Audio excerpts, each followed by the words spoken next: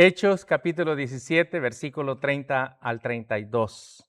Del 30 al 32. Dice la palabra de Dios así.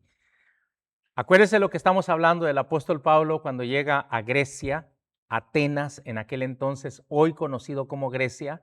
Llega y encontró una idolatría, un ídolo acá, otro acá, y después encontró a uno que decía al Dios no conocido. Y de ahí se basa el apóstol Pablo para empezar a predicar acerca de ese Dios que no conocen, que en el mundo en sí también no se conoce. Es decir, que el mundo intelectualmente piensa hay un Dios creador de los cielos y la tierra. Y mandó a su Hijo Jesucristo a morir en la cruz del Calvario. Todos creen eso, pero no todos le obedecen. Por eso no le conocen, porque no lo conocen como Padre. Al obedecer, entonces sí ya lo conocen como Padre. Y esto es lo que está tratando Pablo, pero se encuentra con una comunidad intelectual, es decir, vamos a decir como que usted vaya a una universidad y trate de dar una conferencia al nivel de ellos, es lo que hace el apóstol Pablo. Con los atenienses estamos hablando de gente intelectual, de gente estudiosa de ese tiempo, gente de la filosofía, de la cuna de la filosofía humana, por decirlo así, hablando acerca de Grecia. Y ahora se encuentra con ellos. Y en el versículo 30 dice, por eso, aunque antes Dios pasó por alto los tiempos de la ignorancia, en este tiempo manda a todos los hombres en todos los lugares que se arrepientan, por cuanto ha establecido un día en el que ha de juzgar al mundo con justicia por medio del hombre a quien ha designado, dando fe de ello a todos al resucitarle entre los muertos, hablando acerca de Jesús. Cuando le oyeron mencionar la resurrección de los muertos, unos se burlaban, pero otros decían, te oiremos acerca de esto en otra ocasión. Dice, así fue que Pablo salió de en medio de ellos. Ahora bien, estamos en esta porción del versículo 30. Dios es el juez del mundo. Es lo que está diciendo la idea sobresaliente de estos versículos del 30 al 31, que Dios es el juez del mundo, es decir, el soberano. Superados obviamente según la intelectualidad de ellos o comparado con las demás imágenes que habían hecho. Para ellos un Dios es lo mismo que el otro Dios. Esto es lo que eran los atenienses. Tenían muchos dioses, entre comillas, con D minúscula, muchos dioses, pero en realidad no son dioses delante de Dios, porque solo hay uno en los cielos, solo hay uno en la tierra, y es Jehová nuestro Dios. Solo hay uno, no hay más, es lo que dice la Escritura.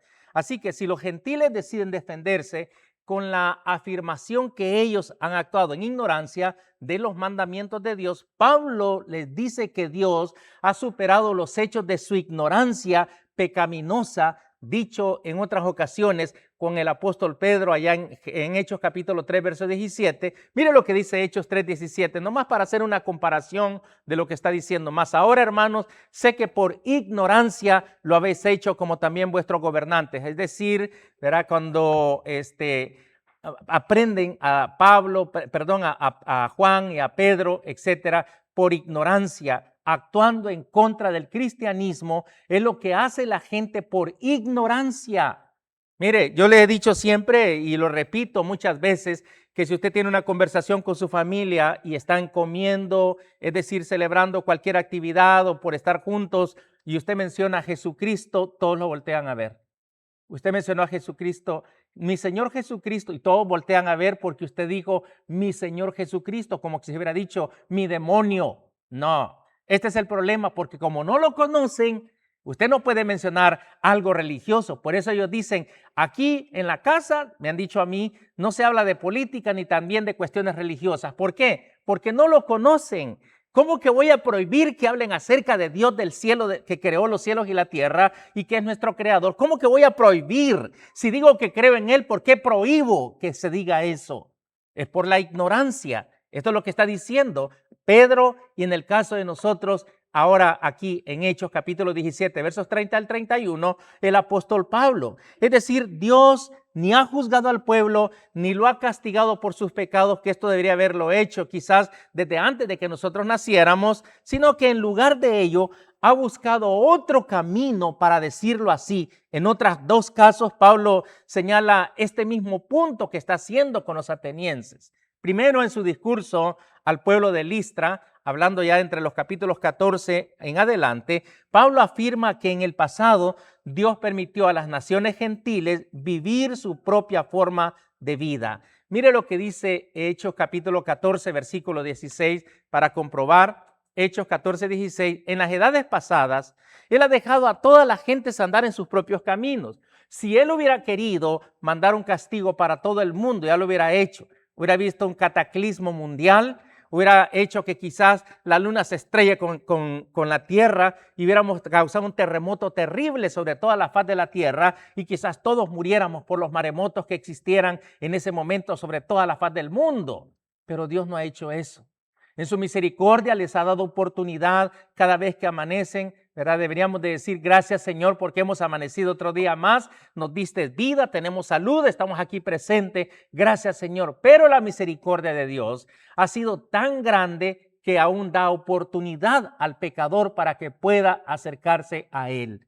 Esto no significa que Dios justifique a las naciones, porque Él sigue considerándolos responsables de sus acciones. Para comprobar esto, miren Romanos capítulo 1, versículo 19 hasta el versículo 20, Romanos capítulo 1, 19, porque lo que de Dios se conoce le es manifiesto, pues Dios se lo manifestó, porque las cosas invisibles de Él, su eterno poder y deidad, es decir, lo que en sí en esencia es Dios, Padre, Hijo y Espíritu Santo, la deidad de Dios, su eterno poder y deidad, se hacen claramente visibles desde la creación, desde que todas las cosas han sido creadas en el mundo, siendo entendida por medio de las cosas hechas, de modo que no hay excusa para decir que Dios no existe. Esto es lo que está diciendo el apóstol Pablo. Pero cuando estos gentiles oyen la proclamación del evangelio, el tiempo de su ignorancia ha llegado a su fin. Cuando usted le predica la palabra de Dios a una persona que no es cristiana y le enseña que en el camino que ha trazado en su vida, después de que comenzó a pecar, cuando entró quizás a la adolescencia, que comenzó a conocer lo que es la consecuencia del pecado y empezó a sentir conciencia de que hemos pecado en alguna manera, entonces la persona se nos dice que la palabra de Dios les declara, les revela, les hace ver que han estado mal delante del Señor. Entonces allí termina la ignorancia del pecado de la persona. Sabe de que ahora es responsable de su pecado delante de Dios y que no va a haber excusa en el día del juicio porque un día alguien le predicó la palabra de Dios. Ya no va a haber excusa porque se lo hicieron ver. Si ellos escuchaban las buenas nuevas y no se arrepienten, pierden la oferta de Dios para la salvación y consecuentemente sufrirán un castigo eterno. Esto es lo que nos enseña la Escritura. En segundo lugar, en Romanos capítulo 3, versículo 27, mire lo que dice el apóstol Pablo. Romanos capítulo 3, verso 27, ¿dónde pues está la jactancia? Queda excluida. ¿Por cuál ley? ¿Por la de las obras? No, sino por la ley de la fe. Sí, Pablo escribe que Dios toleró los pecados de la gente cometida en tiempos pasados. Dejó que pasara, es como hasta la actualidad, ha dejado que en nuestra vida hemos pecado muchas veces en nuestra manera de conducirnos y ha dejado allí. Y no es que Dios esté de acuerdo, sino que le está dando oportunidad porque es clemente para la ira. Él es misericordioso, dándole oportunidad a las personas para que lleguen a sus pies. Por eso mismo, ahora que Cristo ha derramado su sangre por los pecados de su pueblo, en sí, Dios está listo para perdonar los pecados de la misma forma que olvida los pecados de todos aquellos que se arrepienten y vienen a Él ahora. Que en el pasado podríamos haberlo ignorado, ahora no es el caso.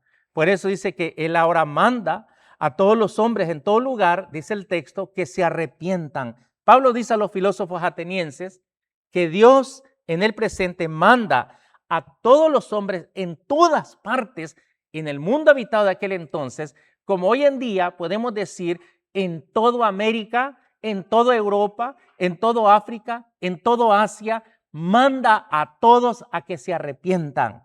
Pablo dice así a los filósofos, este es el mandamiento divino que nadie puede correr riesgo de pasar por alto. Porque Cristo ha derramado su sangre, como todos conocemos a través de la historia religiosa, Cristo ha derramado su sangre en la cruz del Calvario. ¿Para qué? Para la remisión de los pecados, es decir, para redimirnos, para rescatarnos si le obedecemos. A toda la gente de todas las naciones, de todas las tribus, de todas las razas y lenguas se les dice que se arrepientan y crean y dejen de vivir en la ignorancia del pecado que tanto, ¿verdad?, tanto en sí ha hecho blasfemia en nuestra vida que nosotros llevamos delante de Dios. ¿Por qué, hermano? Debido al juicio venidero, en el cual Dios juzgará al mundo con justicia, y Pablo menciona esto, juzgar. Pablo toca ahora el corazón del asunto, porque Dios ha fijado un día en el cual va a juzgar al mundo en justicia a través de un hombre a quien designó, hermano. No menciona el nombre de Jesucristo, si usted se da cuenta, que el apóstol Pablo no está diciendo nuestro Señor Jesucristo a los atenienses. No se fija que en el contexto no dice eso, sino que continúa hablando de los actos de Dios. Dice así que Dios ha designado un cierto día para ese día de juicio, que todos piensan, nunca viene, ¿verdad? Tengo tantos años y nunca ha venido. Ni vino en el tiempo de mi tatarabuelo, ni en el tiempo de mi abuelo, ni en el tiempo de mi madre, ni en el mío. Entonces la gente mide el tiempo como nosotros medimos el reloj de 24 horas, pero el reloj de Dios es diferente al nuestro. Recuerde que 1000 años para Dios es como un día, o un día como 1000 años. Es diferente al reloj de nosotros, como estamos acostumbrados y habituados a contar el tiempo. Por eso mismo es que Dios es paciente. Dice que Dios ha designado un cierto día de juicio. Esta referencia de Pablo al hablar acerca del juicio divino es una advertencia a la gente que se arrepienta, así que pueda evitar el día de la condenación, el día de la muerte, el día de la destrucción. Estoy hablando de muerte espiritual.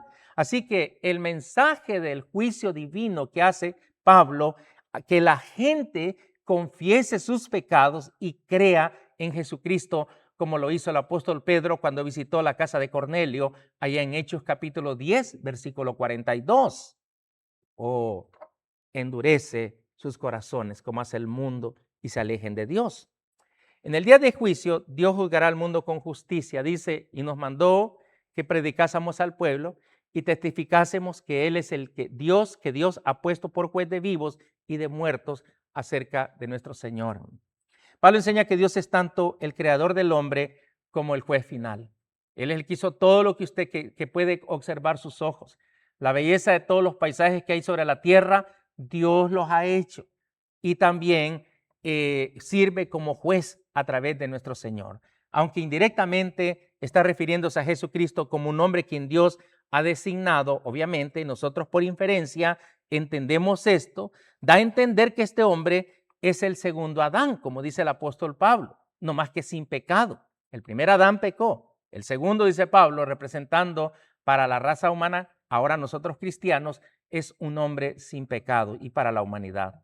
Para un hombre, el primer Adán, Dios hizo toda la raza humana, según Génesis capítulo 1, verso 26. Y en la presencia del otro hombre, el segundo Adán, toda la humanidad será juzgada. Así que Jesús mismo enseña que Dios le ha dado al Hijo del Hombre la autoridad para juzgar al mundo en un día indicado que solo Dios lo sabe. He escuchado a muchos decir, yo pienso, pero este es un decir de muchas personas, yo pienso que el día del Señor será el primer día de la semana. Así dicen muchos. La Biblia no dice eso, que ni los ángeles ni los que están en los cielos saben el día del juicio. Nadie sabe cuándo va a ser el juicio, pero muchos creen de que será el primer día de la semana. A lo mejor, tal vez, quién sabe, pero la Biblia no lo dice, pero muchos lo creen, pero no está diciendo que la Biblia dice, ¿verdad? Esas son opiniones personales de varias personas que a lo mejor, y podría ser, pero es una opinión personal, porque la Biblia no lo dice. Así que los atenienses podrían preguntar si este hombre, cuyo nombre aún no se da, posee autoridad divina para juzgar al mundo. Les está diciendo a los atenienses que hay una persona que sí puede encargarse de la justicia, pero no les dice Jesucristo. Si usted se fija bien, ¿qué pruebas puede exhibir este hombre para respaldar la afirmación que tiene el poder para juzgar? Pablo declara enfáticamente que Dios mismo provee la prueba porque Él ha levantado a este hombre de la muerte, y sin duda que los griegos tenían dificultad de entender cómo la resurrección de un hombre podría ser prueba de que Dios lo ha designado para que juzgue al mundo. ¿qué es eso de la resurrección?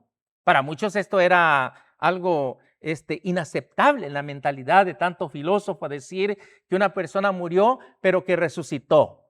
Ellos enseñaban la inmortalidad del alma y la destrucción del cuerpo, pero no tenían nada como la doctrina de la resurrección. Según el estilo apostólico, donde quiera que Pablo predica las buenas nuevas, enseña la resurrección de Jesucristo como una prueba para ver que aquel que crucificaron sí era el Hijo de Dios porque resucitó de entre los muertos. Y este era un mensaje central.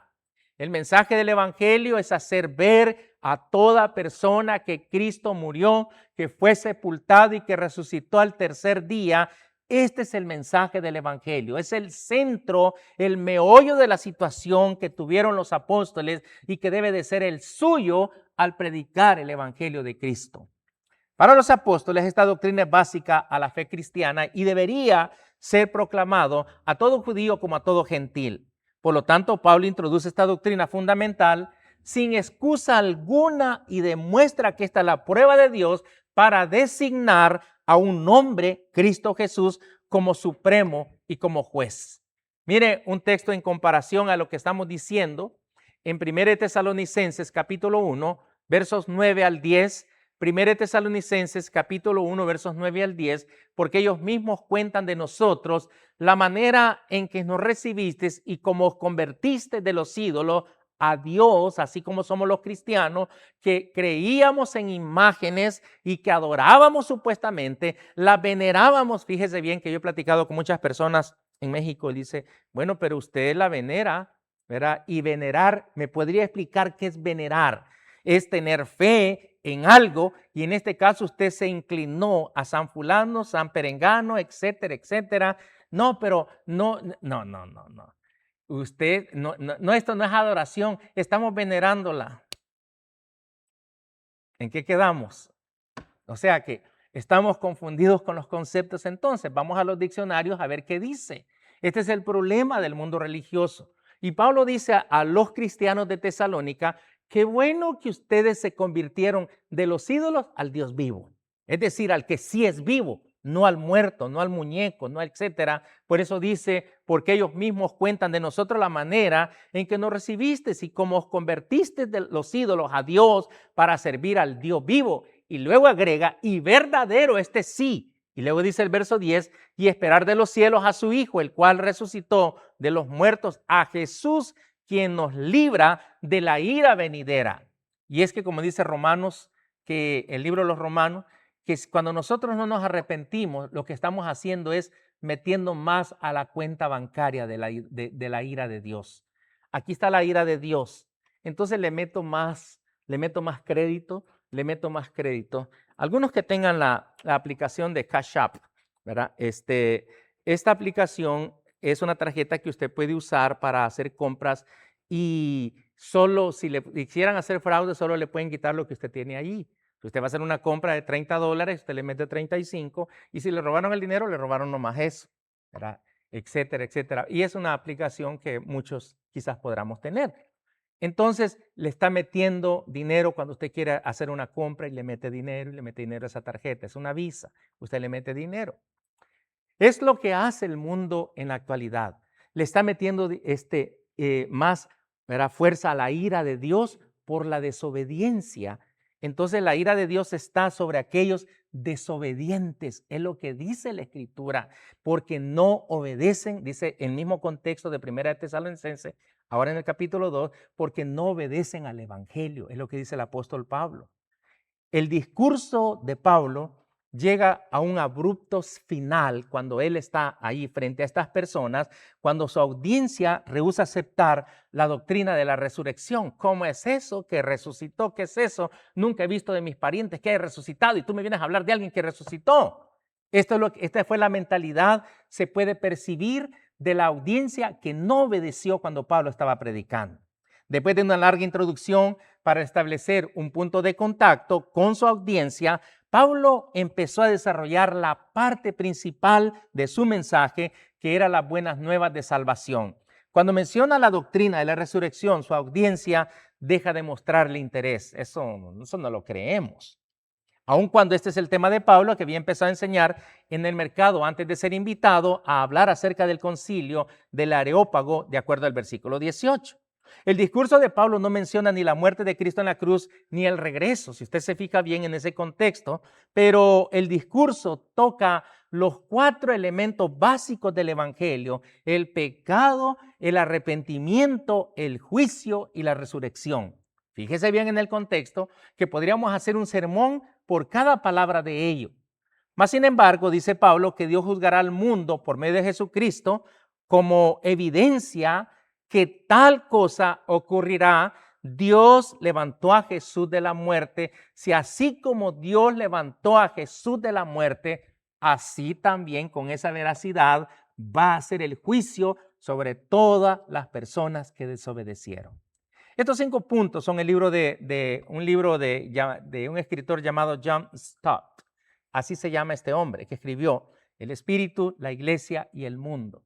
Son los puntos principales que desarrolla en esto. Pero mira la respuesta. La mención de la resurrección provocó una respuesta en el capítulo 17, versículo 32. Mire lo que dice el texto. Pero cuando oyeron lo de la resurrección de los muertos, unos se burlaban. ¿Qué resucitó? ¿Cómo vas a creer que va a resucitar una persona? Eso es inaudito. Eso es inconcebible. Eso está en contra de la lógica, en contra de la tangente de la vida. Eso no puede ser. Se burlaban de él. Estoy parafraseando el drama que podrá haber resultado en frente al apóstol Pablo. Unos se burlaban y otros decían, ya te oiremos acerca de esto otra vez. Esta es la forma diplomática de evadir la responsabilidad de mi arrepentimiento. En otra ocasión, es una forma diplomática de decirle, no te quiero obedecer, pero es una forma diplomática de decirlo. Esto es lo que usted y yo quizás hacíamos cuando nos predicaban el evangelio. Una forma diplomática decíamos, bueno, ¿verdad? Algunos se burlaban. Para muchos filósofos la idea de la resurrección corporal era una tontería, hermano. Otros fueron más cordiales, ofreciendo escucharlo de nuevo en otra ocasión. Queremos estar más seguros, probablemente algunos pensaban así, porque queremos saber un poquito más. Te vamos a escuchar en otra ocasión. Podríamos decir que esta es también una forma, como digo, diplomática de no mucho interés o de dudas acerca del plan de Dios por la vida del pecador. Así Pablo salió de en medio de ellos, mas algunos creyeron juntándose con él. Mire los versículos 33 y 34 para darle mención. Y así Pablo salió de en medio de ellos, mas algunos creyeron, juntándose con él, entre los cuales estaba Dionisio, el Areopagita, una mujer llamada Dámaris, y ahí viene el nombre de la hermana, y otros con ellos. Sí, algunos creyeron. O sea que el resultado, el efecto de la predicación del evangelio llevó su propósito. Unos les sirvió para condenación, pero otros les sirvió para, ¿verdad?, libertad espiritual y vida eterna. Por eso, los filósofos atenienses, entre los cuales está Platón, habían desarrollado una doctrina de la inmortalidad del alma en el pasado. Estos tenían esta filosofía. Ellos razonaron que el alma emigra a otro lugar, pero que la muerte termina con la existencia física del hombre. Así decían. En la audiencia de Pablo, los filósofos rechazaban su enseñanza de una resurrección física porque la idea en sí de una resurrección general al final de los tiempos es extraña a los griegos. ¿Cómo puede ser esto posible? Era como resultado, algunos de los creyentes empiezan a mofarse, con lo cual se está diciendo el mensaje, es inaceptable para ellos, obviamente, y para ellos la doctrina de la resurrección es algo sin sentido, era algo que no tiene lógica para ellos. Y otros muestran interés en el tema y deciden que Pablo les gustaría escucharlo otra vez para estar más seguro de lo que está predicando. Lucas no da evidencia sobre esta materia que haya habido una división entre los miembros de la filosofía allí presentes. Usted sabe que estaban los epicúreos y los estoicos, que eran dos escuelas filosóficas rivales del tiempo del apóstol Pablo. Por lo tanto, no puede decirse que entre los creyentes Pablo manifestó interés en escuchar sobre el tema. No. Cuando Pablo sale del concilio del Areópago, donde le había sido invitado, se da cuenta que su mensaje ha sido rechazado por muchos, uniendo a los que le ridiculizaron con los amables indiferentes que te escucharemos en otra vez. Parece entender que su permanencia en Atenas debe de ser entonces muy breve, como que no pasó mucho tiempo allí Y es que es bastante difícil con personas que tienen conceptos bien enraizados, ¿verdad? Que no están dispuestos a cambiarlos por una nueva información o una filosofía que es muy diferente a la de ellos. No ha podido penetrar el mundo intelectual de los filósofos atenienses con el Evangelio de Cristo, se retira del lugar por iniciativa propia. Pero el trabajo de Pablo no es en vano, porque Lucas informa que algunos llegaron a creer y a transformarse en seguidores de Cristo, hermano. Sí. Es posible que estos hayan sido los que manifiestan interés en volver a escuchar más respecto a la doctrina de la resurrección, hermano. Lucas menciona a dos personas, un hombre y una mujer. El primero dice que es Dionisio, fíjese bien en el texto, un areopagita, y obviamente un miembro del concilio, gobernante, de acuerdo a las informaciones que tenemos o que nos llegan a través de hermanos o personas que investigan acerca de estas raíces, de estas cosas. La otra es Dámaris, de quien nada más se dice. Algunos eruditos sugieren que es una extranjera que pertenece a la clase educada y que se le permitió participar en las reuniones públicas del concilio porque estaba allí presente una mujer llamada Dámaris. Además, Dionisio y Dámaris, otros que representaban diferentes antecedentes, llegaron a ser cristianos. Suponemos que Pablo permaneció quizás algunos días, algún tiempo en Atenas para instruir el evangelio a estos creyentes. Para comprobarlo, solo miremos 1 Tesalonicenses capítulo 3, verso 1 al 2, para que vea lo que hacía Pablo en diferentes lugares. Pablo, por lo cual, no pudiendo soportarlo más, acordamos que quedarnos solos en Atenas, dice. Y enviamos a Timoteo, nuestro hermano, servidor de Dios y colaborador nuestro en el evangelio de Cristo, para confirmaros y exhortaros respecto a vuestra fe. Pero ni en el Nuevo Testamento ni los padres de la iglesia primitiva se refieren a la función de una iglesia en Atenas. No tenemos indicio de ello. Cuando yo me refiero a padres eclesiásticos, me estoy refiriendo que después del tiempo apostólico quedaron líderes, ¿verdad? Como Tertuliano, Policarpo, etcétera. Se les llama el tiempo de los padres eclesiásticos, es decir, personas que siguieron la temática de la predicación del evangelio. Eusebio, el historiador eclesiástico del siglo IV, escribe: Dionisio, dice él, uno de los antiguos pastor de los diócesis, dice, de los Corintios, aproximadamente en el año 170 después de Cristo, relata que el primer obispo de la iglesia en Atenas era un miembro del Areópago. El otro, Dionisio, cuya conversión original después del discurso de Pablo a los atenienses en el Areópago, Lucas relata eso en Hechos. Dice esta persona que era un escritor, ¿verdad? Que recopilaba datos del primer siglo y de los primeros siglos del primer siglo para dar a conocer lo que pasaba en los datos históricos. Así que por último, cuando Pablo escribe a los miembros de la familia de Estéfane en Corintio, fueron los primeros conversos en la provincia de Acaya, pero no dice nada acerca de una iglesia establecida allí directamente en Atenas. Así que los específicamente mencionados son Dionisio, el Areopagita, y Dámaris, una mujer. Otros también se unieron a Pablo y dice que también creyeron algunos. Quiero quedarme hasta acá. Continuamos después, ¿verdad?, de esta intervención. Dios me le bendiga, hermano.